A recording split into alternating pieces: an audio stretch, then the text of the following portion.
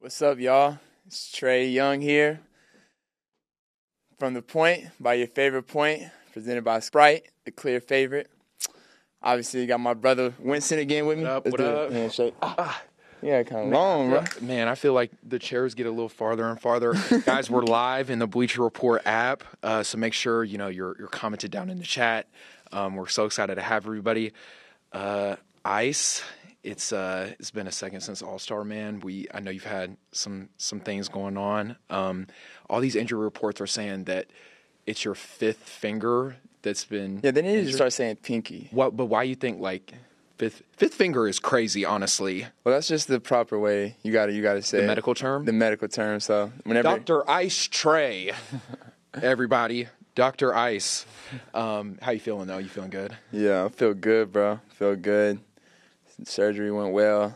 I get this my wrist free tomorrow, so I had this it's like a little brace. I wrapped it up so it looks a little prettier than what's under it. But yeah, I got a little brace. It'll be all right. I get this off tomorrow, and then got to be in that for another 3 weeks. So. Yeah, I'm the king of fun facts. And did you know actually it is not your pinky that is your weakest finger, but it's actually your ring finger that is your weakest finger. Really? Man. Yep. Damn. I was paying attention in class, so. Yeah, or somebody just gave you a fun fact. Fair. Shout out Abby. Thank you for the fun fact. But this is I know this is the first time in your career that you are going to miss a little bit of time, longer than you have in the previous couple of years. What has that process been like for you of just kind of coming to terms that you might be out for a little bit, and what kind of steps are you taking to make sure you're good to go whenever you come back? I don't even know if I've came to terms with that I'm going to be out long. Like, I ain't even missed 5 games yet or 4 games yet. Like, true. I think the longest I've missed in a row in my whole career was 4. So this is going to be the most games, obviously, I've ever missed in a row or in a season. So I don't even know if I'm, like, in full terms with it yet or understanding on, like, what I'm gonna be like. I mean, throughout this whole thing, I may get frustrated at times because I'm not used to it and I'm just ready to play. But yeah, it's definitely, I'm not used to it for sure. And as a competitor, what's next for Trae? Like I know it's got to be difficult sitting on the sidelines as somebody who just wants to compete every night, as you have done, in the past couple of seasons. Like, what is that like? Well, I just got to get this rehab process. My first time doing that, so getting out of this brace tomorrow, and then just seeing the hand doctors every day, or my rehab specialist. I got one of the best in the game, so she's going to make sure my hand's right and can get me right. And whenever the time is ready for me to come back, I'm gonna come back. And mentally, how is being told that you are going to miss a little bit of time? How is that for you? You feel like you're solid? Nah, I mean, to be honest, I ain't solid with it. Like, it's tough. Like, I mean, it's my first time having this, so it's like I get a little break, but I'm not happy with it. Like, I like just watching the last 2 games and seeing my teammates out there playing. Like, it's tough. Like, not being able to be out there and get my guys involved or score when, I mean, I feel like we need a bucket, or like, it's tough because you're watching it from a different lens, and now I got to do that for a little bit. And but like I said, it's God's timing with everything, and so this may have just happened for a reason. Amen. So that's what it is. Amen. And we've talked about this multiple times on the show, but how important the NBA community is around you. Have there been any guys that have reached out to you to offer their encouragement or advice of not even just like the physical stuff, but just making sure, you sharp and mentally just knowing that you got somebody there? Oh yeah, for sure. A lot of guys hit me up. I mean, one of the first guys was Book, though. Book said he had the same injury 5 years ago. He hit me up right away when he saw the news. But yeah, a lot of people have hit me up. I mean, the lady who's working with me has worked with, CP after all his hand injuries and getting him back right. And certain guys after they've been hurt. So like, I'm with one of the best specialists too. So yeah, a lot of people have hit me up, but yeah, it's been tough for sure. What did Book specifically say to help encourage you, just to know that you're not alone, that you're going to get through it, that process? Man, I think him just telling me that he went through this process and he had the same injury 5 years ago is enough. And we were talking a little bit about it. And but yeah, I mean, just him telling me that, you can see what he's done since then. And so you can just that alone is enough. Like, we ain't got to talk too much about it, and he knows that. And he was just giving me some encouragement because he knows. I mean, I would rather be playing than being through this. So sure. It was good to hear. Everybody loves a comeback story, whether that's big or small. Everybody likes to see somebody come out on the wrong side of something and then eventually be on the mountaintop again. And so I'm sure there are multiple folks, not only us, your circle, but those around the league that can't wait to see you back on the court. Mm-hmm. As somebody who's and I know personally, but a lot of people don't, is you are a creature of habit. You love your routine about how you prep, how you do all this.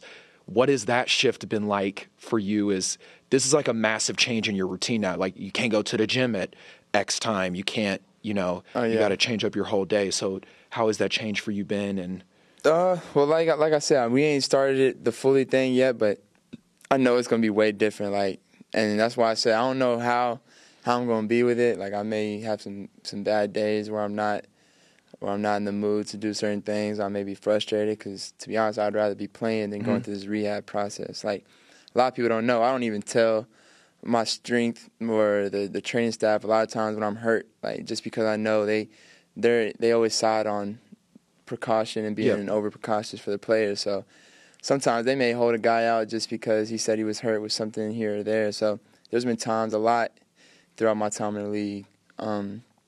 Everybody probably does it in college, but in the league where I never even told the training staff. You want to be available. Yeah, so I'd rather be out on the court. So yeah, going through this is going to be different, and so I don't even know what the steps are going to be like or what I'm going to be like every day, but it's going to be a process for sure. Have you found yourself watching more hoop with just, a little bit more time to maybe, not be prepping for games or, not actively on the court during practice? Yeah. For sure. I'm at the house. I'm watching games. I saw Caitlin break all these records these past couple of weeks, and then today, it was just seeing all these different things going on. Like, I have a little bit more time to do that. And I know we just talked about routine. I know part of your routine is always in film and just making sure that you watching yourself about how you can get better. So I'm sure. Well, I know because I've seen you do it in the past couple of days. But I know you're in film heavy, just making sure that you're even taking this time to get better. No, for sure. I mean, I'm gonna be, when I get back. I'm not gonna be back and be average or be regular again. Never that. Yeah, I was never that to begin with. But Never that. I'm just trying to go back and be dominant, right back as I was. So absolutely. We had a live podcast in Indy for the first time, which we had Asia Wilson and Damian Lillard, who joined us for the show. That was such a great experience. Fire. I wish I would have gotten the video because I would have posted it, but I think it was like an hour before the doors even opened.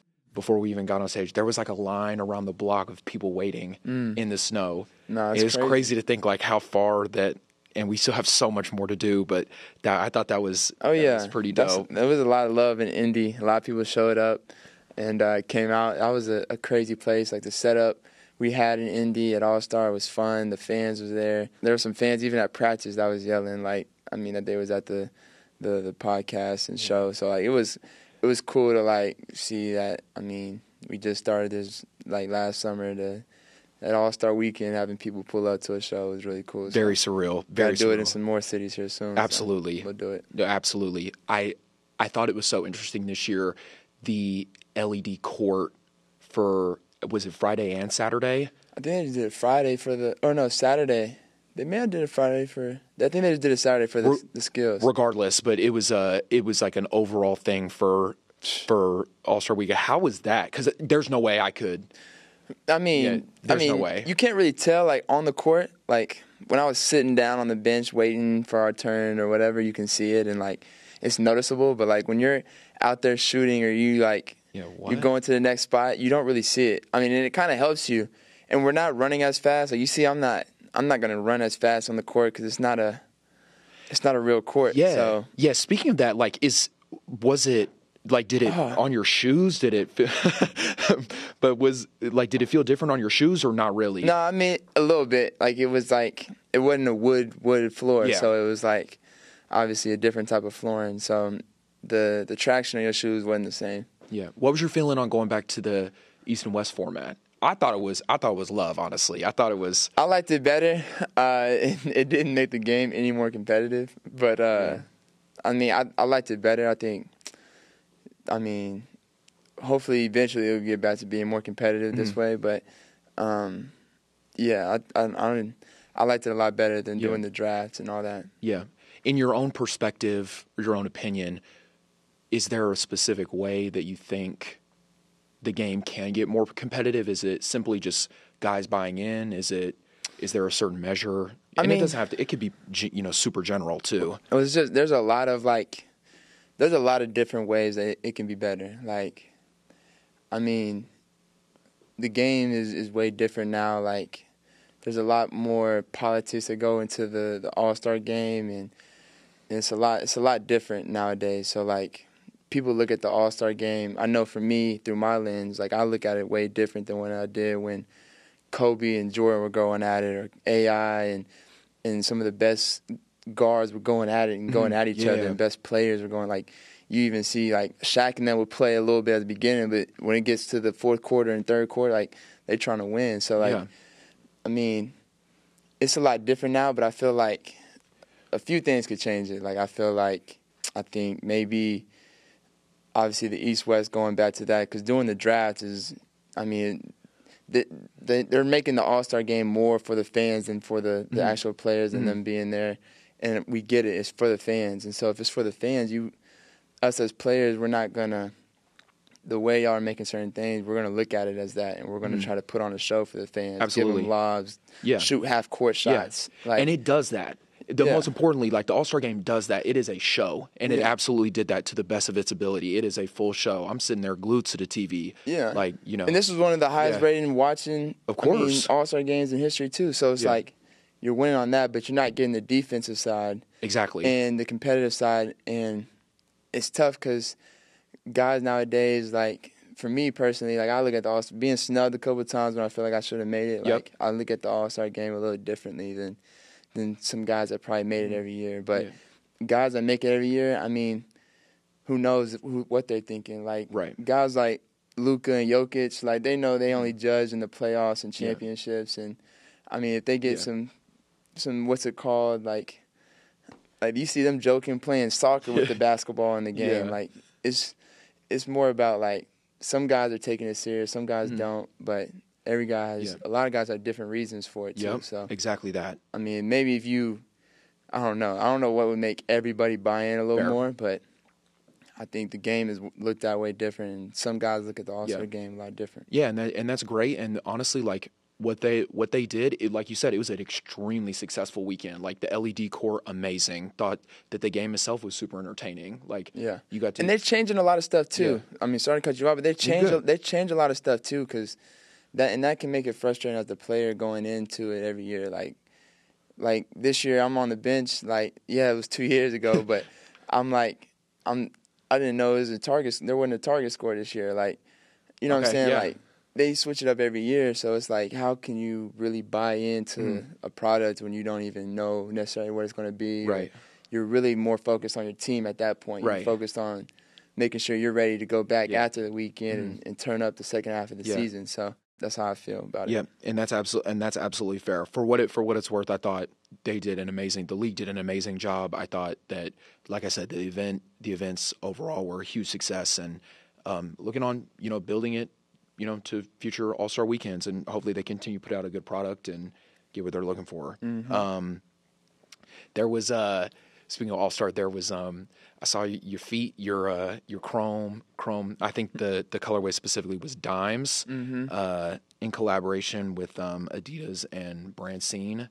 Shout out Max. Shout out Has. Shout out Has for that. Wildly sick shoe. I thought they were so sick. Man, when you first saw the shoes, oh man, those are so crispy. They fire. No, they tough. Homie Max made those. I like them because they're simple. Like, you know me, I like simple colors, simple colorways. So That, and it has some meaning behind it. Like, it's not just the color. It has What a is meaning. the what is the meaning? I mean, dimes, it speaks for itself. I mean, you know the color of a dime, like Yeah. it's silver. So that speaks for itself. It got the logo inside the shoe. So, I mean, those are tough. So, definitely fire. For people who don't know, Trae is he's very vocal and outspoken on he would much rather get an assist than he would score a point. Facts. And so, you know, throughout your entire career, what is kind of embracing that and just understanding that, like, man, like, this is really how I can change the game. Obviously, everybody know you can score, but yeah, I mean, that passing part of your game, and it speaks to like what the shoe was like.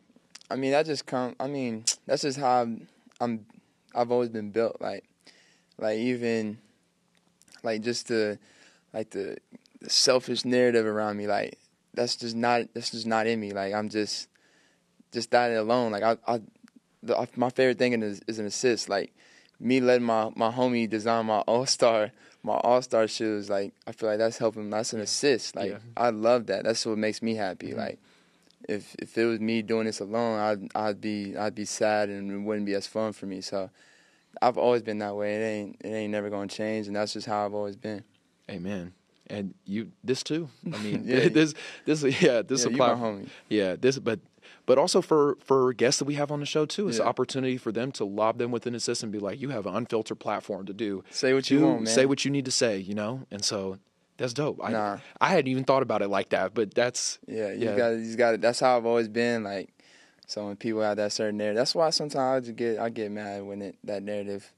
You won't see it outside in public how mad I get when a narrative like that swirls around, but we do though. Yeah. But it is what it is. And it's valid. Top 5 passers ever. I know we've done a couple top 5s. Top 5 passers. Yeah. I'm gonna go Steve Nash in there. I'm gonna go John Stockton, all-time leading assist man. I'm gonna go top 5 passers all time. That's crazy. Jason Williams, White Chocolate. I'm gonna go CP. One more. Chris Paul. And then I need one more. I'm gonna go with big man. I'm gonna throw. I mean, Jokic is on his way. Yeah. Jokic is on his way, but I'm gonna put a big man in there, so I'll put Jokic. For what it's worth, I think mine is probably Magic. I'm tripping. Sorry, Jokic. Fair. I think for me it's Magic, Stockton, Jayson Williams. See, he was waiting for me to be done, so I couldn't say Magic. Yeah, see, you got me. Magic, Jayson Williams, John Stockton. I'm gonna throw Isaiah Thomas in there, and that's a good one. But he gets buckets, so yeah. And Steve Nash. Yeah. Good one. Yo, so I was on Twitter the other day, and your brother got on Yeezy slides. He's in his 7th grade, bro. Like, you saw that? What? Man, I'm sure dunking. there are a couple thousand people that saw it. I was just one of them, but like, bro, what? Man, they didn't dunk in the slides. We were not doing that in 7th grade. I for sure wasn't. What? I won't speak on you, but yeah, come on now. I was 5'9", 5'8" in 7th grade. Like he's 6'1", like. And really pushing 6'2", honestly. He's like, pushing 6'2". If he gets to grow and God allows him to grow and get taller, sky's the limit for him if he really wants to play basketball. But I mean, he's still in 7th grade. Who knows what he really wants to do? Yeah. He may want to do something else. I think he's playing soccer now or doing something like just to keep his feet work right. But he loves basketball. Yeah. What I've appreciated so much about your brother and getting to watch his maturation is just his love and care that he approaches everything. So like his relationship with you, his relationship with his parents, his sisters, you know, our friendship, but also like what he wants to do too. Like he's ready to really put in that work of, you know, trying to figure it out his own way. And no, for sure. Know. He wants to do a lot of things. I mean, for himself, he wants to make his own name. I mean, He doesn't always want to be labeled as Trae Young's little brother or anything like that. I mean, that's gonna come with the territory. But I mean, people gonna know Timothy Jordan Young one day, and that's his own name. And but he's still young. You don't want to put that pressure on him. You want him to, I mean, do whatever he wants to do and just decide as he gets older. So I mean, he's still young. So I'm excited though. I'm being able to do that, like dunk with a little ball, even in 7th grade. Like, kids number one in my class or our class when we were in high school were doing like in 7th, 8th grade. Like, that's ridiculous. That he's just tall and he has skill. He can play. Like, he can shoot. Athletic already. But I mean, kids grow and get better too. So he got to do the same, and it's not going to be always this easy. Yeah. Is your relationship with Timothy, has grown as he's gotten older and he's trying to find himself? What has, and you talked about like that Trae Young's younger brother, y'all's relationship, how have you helped him understand that pressure is okay, and it's okay to have to deal with that, but also just your relationship with him in general, like being his older brother, how do you help him navigate this part of his life? And yeah, I mean, every time I talk to him, I just try to remind him that I'm always here for him. Like, there's struggles that, I mean, I go through that he doesn't understand. There's struggles that he goes through that I don't understand. And it's okay for both of us to talk to each other, and it's okay for him to come to his big bro and ask for advice or ask for anything. So, like, he just knows that. And so, I mean, it's important for me anytime I'm with him just to remind him that, and just to always help him anytime he needs help. Yeah. One of the things you actually told me when I graduated was everybody runs their own race, Winston, so we all going to get to the finish line. It may look different. It may look, totally different from each other. And so I'm sure that you've had that exact same conversation with him. For sure. And that's the thing. Like, he's like you said, like, everybody's race is different. Like, everybody's timeline is different, and he's gonna be good in whatever he decides to be. And I don't want him to feel like he needs to play basketball or anything like that. Like, so sometimes I kind of give him his space and give him his time to, like, I wait and to see when he needs me. I don't necessarily bug him all the time because I know he's his own person and has his own things going on. So I kind of sometimes wait just to see when he needs me, because I know he will in a lot of areas and a lot of things. So I just try not to put a lot on him. Of course, we just talked about running your own race and how specifically young kids in Norman, or really the entire state of Oklahoma, have now officially gotten to experience, or at least hope to get to experience, the Young Family Athletic Center that opened up, I believe it was 2 weeks ago, the Monday after All-Star. Man, just talk about how important that is for you and your family's legacy, and being able to provide a one-of-a-kind facility in Norman, to where we didn't have that growing up. Like, we had a YMCA, but not that. Oh, yeah. No, this is like my version of, like, the YMCA for, like, just the more national people. Like, I mean, there's going to be kids going there for after-school programs in Norman and things like that. But, like, in the summertime, being able to have, like, big-time swimming events, big-time volleyball events, basketball events, like, bringing some of the top coaches in the country down to Oklahoma was important to me. And so being able to have a facility to have the biggest tournaments when, I mean, Bill Self, I mean, everybody's going down. I mean, Calipari, everybody's going down to Oklahoma now to watch the best players, and they come in, they pulling down on Trae Young Drive to the YFAC and family, facility. It's crazy. So it's like, it's an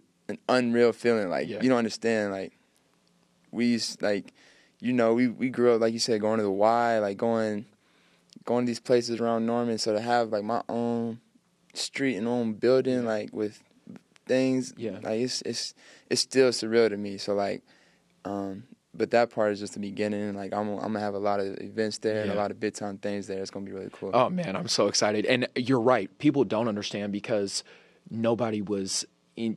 There were some people there, but for us, like, we didn't have a facility like that to be able to work on our craft at that level of precision and professionalism that has been invested into that facility. It's like, well, no, because we had to go to the city. Like, we had to drive 30, 45 minutes. Or exactly. If we really wanted a big time gym or anything, we'd have to go to Dallas, and that's 2.5 hours away, 2 hours away. So it's like it wasn't right in our backyard. So that's why it was important to have that for me. Yeah. Speaking of development in high school, I know we've talked a little bit about high school. Who do you think was the best player that we played against?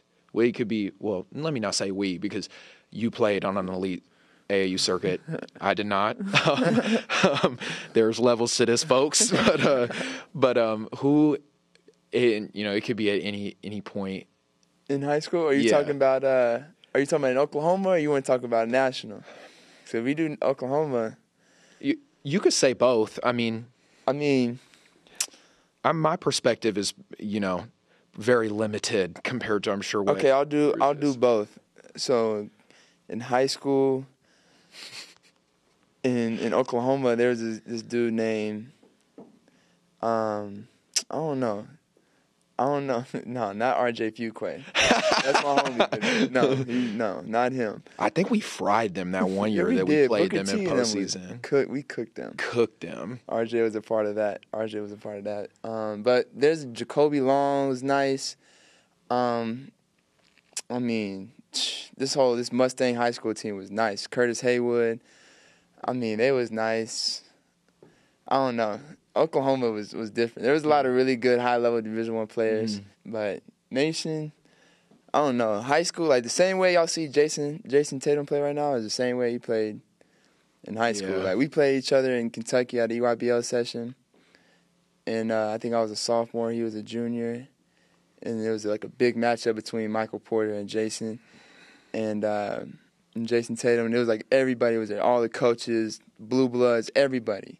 Like, it was filled, standing room only, and I went out there, and like they were guarding each other, evened each other out, and like they both had like 21 points. I had like 27 and 12. Like I had the best game I had that whole session, and first time after that, like I got Kentucky offer. That's when I started really blowing up, making a name for myself. But Jayson, when I tell you, like, the same way he plays, like the back to the basket, the jab, the same way. Like, the same way he played for the St. Louis Eagles is the same way he plays for the Celtics. So I think anybody that tells you, like, that played against him back then would tell you, like, he's a little stronger now, obviously, as you get older, but the style game, the smoothness to it, like, you knew he was a pro, like, from way back then. Yeah.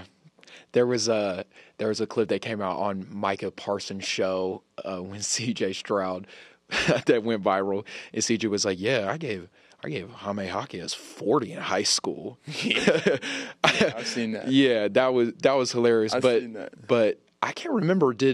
Other than Charlie Kolar, I'm sure we played against some NFL players, but like maybe some. I can't remember. I also don't really remember anybody at least in high school, like giving us 40. I don't think so. Nah. We was given the 40. They wouldn't. You were given the 40 points. I was Both not. of us together, like 50, right. 60. 45. But yeah, no, it was good though. Yeah, it was great times back then. I don't know if you've hooped with any NFL players, but if you had to pick a starting five for NFL players to hoop, man, who would you pick?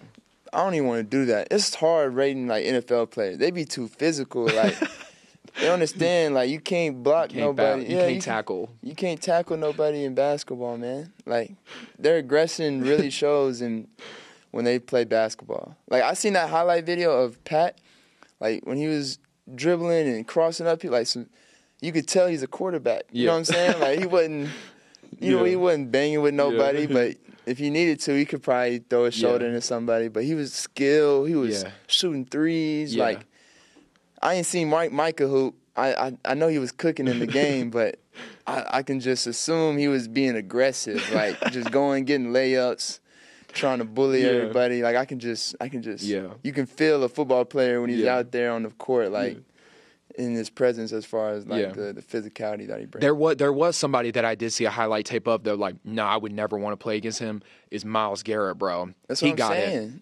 He got it. Like, But Miles is a very talented athlete, but nah. Yeah, nah. You got it. You go Shaq. score. Go score.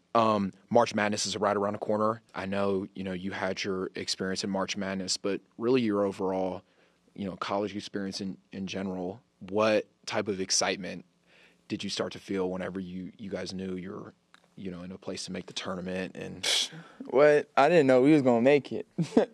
I ain't going to lie. We had gotten all the way up to top 5 in the country. I think we were number 3 in the country at one point. Like, midway through the season, so I knew we felt good and in good place. Like, we were when the first bracketology came out, we were like a top 3 seed, and then second half of the Big 12 happened, and we had lost 7 of 9 or 6 of 9 or something like that, and almost fell out of it. And so, like, whenever they were going through the names, like, I was nervous. Like, I wasn't excited or nothing. Like, I was just anxious and ready for them to call our names. So when they called our name on the screen, it was at our banquet. Mm-hmm.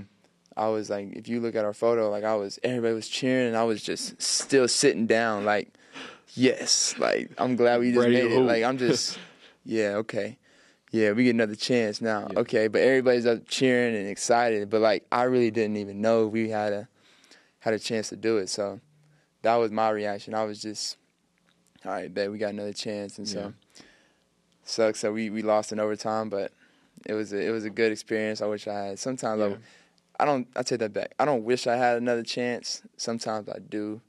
Sometimes I wish, because, I mean, I feel like everything happened the way it was supposed to. But if I would have had 2-3 cracks at it, I mean, I would have went further than the first round. Yeah.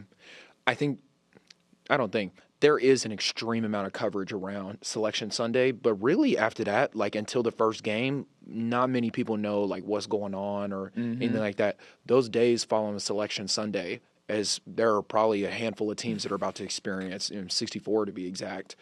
Like, what are those 2, 3, 4 days after Selection Sunday like? Is like, okay, we're in a tourney now. So like, well, I mean, I think most schools about to go on break, so it's crazy because you still got finals. I think a lot of people still starting to finish school and finals, but now it's like you figure out who you play, you figure out where you're going, and then the next couple of days you're just preparing for that team and before you head out to that city and to get ready.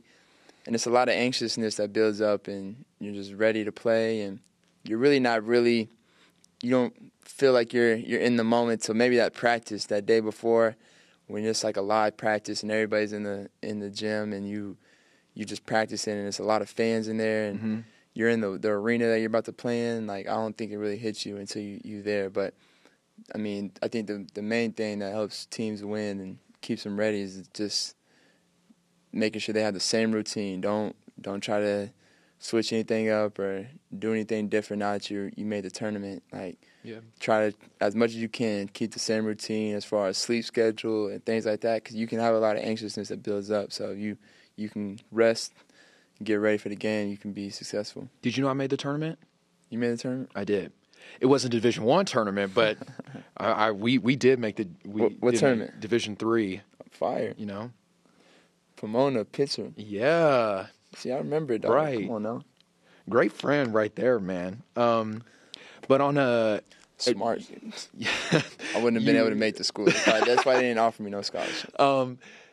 But like you said, not only for the teams, but just kind of the country in general, there's so much excitement and anxiousness around March Madness, but really just college sports in general, and specifically college basketball.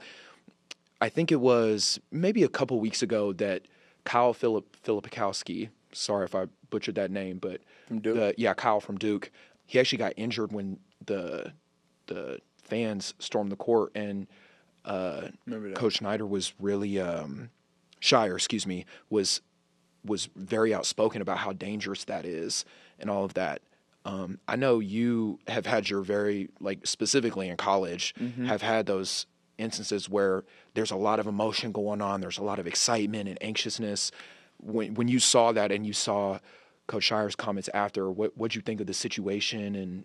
And I mean, it's an unfortunate situation. They handled it. The fans, I forgot where they played at, they handle that bad. Like the security, like allowing them just to. It seemed like as soon as the buzzer went 0, like fans were already at the free throw line. Like it shouldn't be that. It shouldn't be that like that quick. Like they handle the security terrible. I'm not against fan storming. Like I've had the fan storm on me when I was in college. Like, and I said fuck the handshake, and I just ran to the locker room. Like, cause I knew they was only storming the court because they beat me. Right. So and beat our team. Like I wouldn't, cause I know, cause in being in that situation, imagine if you're Kyle or you're me, like, and they rush the court, or you're Caitlin who gets bumped. They're not running just to touch the wood. They're running to go run and hit Caitlin Clark. They're running to go touch her. They don't necessarily want to beat her up or be mad. Yeah. They get a chance to be on the court with Caitlin. Yeah. They get to be on a chance with Kyle. Yeah. Like they're gonna rush the court with these players, and they may be on their phones. That's the thing today. People are running out there with their phones up and not looking in front of them, and then they hitting the player. They're hitting somebody else. So it's like accidentally even. Yeah. It's just a safety concern. Period. So it's not necessarily like if you going. I don't know. Nowadays it's a lot different probably than it was back in the 80s and 90s when there was no phones and you could storm the court and you could see what you're running at. Yeah. Like nowadays people are trying to video when they storm the court. So I think that can cause, some messed up stuff too. For sure. Yeah, I totally agree. I think at the end of the day, just like it is in the NBA, every level of competition there should always be a level of safety and protection of the folks, men or women, that are out there on the court in a game. And the minute that's compromised, you have a much larger problem on your hands, because that is going to, God willing, nobody gets seriously injured. But if that does, that affects performance of not only the team, but that can affect an individual's opportunity to maybe play at the next level. Like, you just never know. And it takes one. It really should only take one time, or now it's been a few times that this incident has happened this year. Like, it only usually takes one time for things to change. Like, I was just at Disney World for All-Star break. Like, if a rod messed up one time, like, they gonna shut it down and make sure this shit is fixed and changed before they just let people back on the ride. Like, that's safety. You know what I'm saying? Yeah. So that's the thing there. Things are gonna change now that there's been some accidents that's happened. For sure. LeBron just hit 40,000 points, bro. Like I can't even fathom what like 40,000 points is. I think I probably have like a nobody total of can like 200. But nobody can. That's ridiculous. Man, like LeBron was my favorite player growing up, and I know like you and him have a relationship, but to see somebody achieve that in not only our lifetime, but like have the opportunity to share the court with him in competition, like what has that been like to see him achieve this milestone, and not only that, but keep ascending on it? Man, it's unreal. Like just witnessing it and just looking at it from playing against him, and then just from watching him as a fan, as a kid growing up. It's just crazy. And now being a part of it, like I've scored 10,000, I've been in the league 6 years. It's a lot. Like, and I ain't just averaging teens. Like I'm averaging a lot too. So to see him put up 40,000, like it just shows the longevity you have to have and the amount of dominance you have to have over a certain amount of period of time. And that's why a lot of people don't think it'll ever be broken. It would be like John Stockton's assist record, because of the amount of dominance he's had for so long. That's why in the GOAT debate you gotta include that. You gotta talk about that type of thing, because what he's done, nobody's ever done. Like what he's doing right now, nobody's ever been able to do. And it's not like he's just out here just a regular guy. Like he's still one of the top players in the league and playing at a high level, and he still wants to win championships. So to be where he's at and to accomplish what he's accomplished, I think his caption was like one of one. Like he's definitely one of one. You can say that. Yeah, for sure. And as young guys like yourself, like a select group of NBA players are looking at him and hoping to continue to ascend in the league, and some people maybe refer to it as maybe like a face of a league per se, but Mm-hmm. I think that term is honestly a little bit overused. Yeah. As a young guy and also your peers, what do you think as you guys try to elevate your games? Like, what do you think that criteria is? Like, do you think it's longevity? You think it's dominance? You think it's championships? What is it? All of the above. Like, I think it's a little bit of everything. I think when you look at the guys who are the face of the league, you think of guys like LeBron, you think of Kobe, you think of, guys like Jordan, KD, like guys that have won championships. And like today's game, there's so many talented offensive guys. It's hard to really name just one one face of the league. Like right. when Bron was here, or when Kobe had a certain time period, or even Jordan. But like that's what I'm saying. I feel like people are going to judge it when some of these young guys start winning championships, or who's going to be that first young guy, or who's going to be the next wave of young guys who start winning championships. Yeah. I think that's you think of like Jokic and you think of Giannis. I mean, they're young guys, and so a lot of people think they can be the face of the league. But you think of Luka, you think of some of the young guys, like they're just waiting for people to win championships. And I feel like that's what it is. But today's game is so many talented players, so many more talented players. Yeah. It's going to be hard to just have one face of the league. Right. Yeah. And because face is singular, and that's why I have as a fan, for what it's worth, it probably means nothing, but means something. But that's just my own personal opinion. Is like a face is singular, and I just don't think where our game is going. Like you said, I have so much appreciation and respect and for a slew of you guys that are just so talented in your own rights, and I think the league is in great hands. That's what I'm saying. We just had a 7'4" guy get drafted, a 7'5" guy get drafted who can dribble. So you gonna put him as the face of the league? You gonna put Luka? You gonna put Jokic, Giannis? Like it's not just one. Like, or you know combination. What I'm saying? It can be a lot of faces of the league and a lot of people that represent the league. You know what I'm saying? Yeah. Since we're live in the Bleacher Report app, I thought it would be kind of dope to take some fan questions. People have been writing in as we've been live. So the NFL Combine is going on right now. I'm sure you've seen some clips on IG, Twitter, X. Who do you think would run the fastest 40-yard in the NBA?